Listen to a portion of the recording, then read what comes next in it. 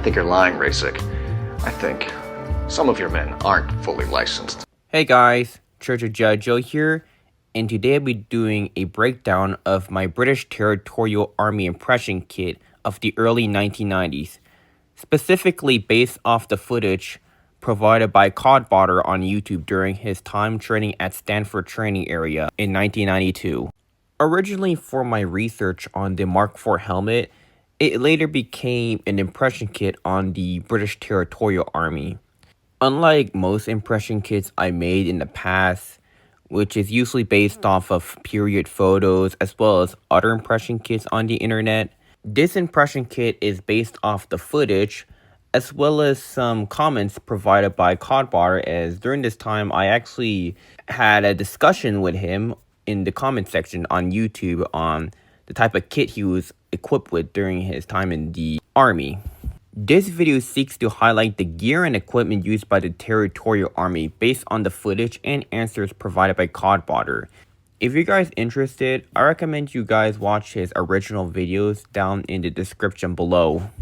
In 1992, the British Army during this time was in the process of modernizing, which began in the 1980s.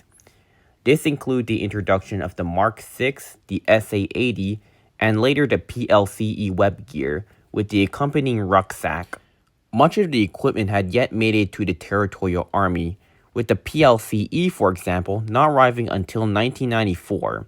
Because of it, much of the old equipment would carry over along with some non-standard issue items, as the Territorial Army was a low priority when it comes to modernization. Because of it, much of the old equipment would stay in service well into the 1990s. The Territorial Army during this time uses a mix of uniforms. Issued uniforms includes the DPM-84 and DPM-90, with older servicemen retaining the DPM-68, in addition to OG lightweight trousers, which is usually reserved towards officers. According to what I've been told, soldiers wore specialized smocks that were privately purchased, which includes various SAS, Arctic, windproof, and parachute smocks. There is a footage of a soldier wearing an SAS smock. For my impression, I'm using a DPM-84 uniform with attached hood, and as for footwear, even though the standard issue footwear was the Mark II boots, I used US Army leather boots given that they're similar to the British models, with the difference being a different sole as well as some minor features, but otherwise it is identical. High-tech Magnums and British-made DMS Jungle Boots were used, though not as common. The standard issue webbing of the Territorial Army during this time is the Pattern 58, which soldiers would often customize their kit as they see fit. Loadout varies among soldier to soldier, as some soldiers will be either fully kitted in full battle order, which includes gas mask, while others are equipped with the bare minimum. Pattern 44 water bottles were still used by soldiers during this time, and in rare cases, non-British equipment were used, such as the US M1956 canteen pouch. For my impression, I used the stock configuration with an extra canteen. It's worth noting that kidney pouches were often removed for canteen or gas mask bags by soldiers, though it is a personal preference rather than army orders, as the kidney pouch were still used during this time. The standard issue poncho is the lightweight poncho. However, soldiers do purchase their own ponchos during this time as they were transitioning towards the newer equipment. And as for the poncho I was using, I'm using the US Vietnam era ponchos as a stand-in given its similarities to the lightweight poncho. Packs were not as seen often during combat exercises, and what they do is usually privately purchase items such as the General Service Rucksack, the Berkhouse Crusader, or in the case in some soldiers in the footage and what I've been told, US Alice medium rucksacks. Even though the GS Mark VI was the standard issued helmet among frontline units, the Territorial Army were still issued with the Mark IV helmet, as at the time, Mark VI helmets can only be acquired through private purchase. For the Mark IV, it was standard practice for soldiers to net their helmets with burlap or hessian on top of the helmet net and scrim.